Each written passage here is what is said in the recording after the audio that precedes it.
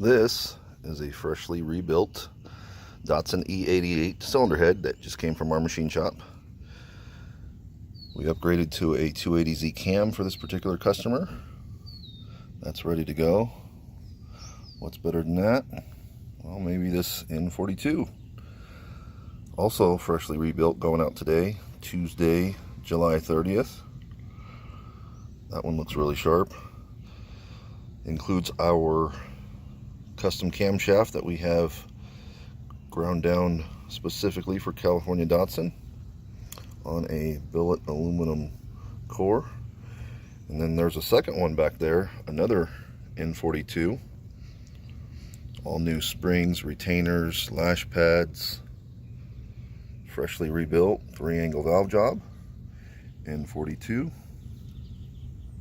All three of these cylinder heads going out today. Looking good. I hope our clients are going to be happy.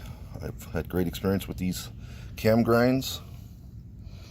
So 3 Datsun heads on their way to a better home today.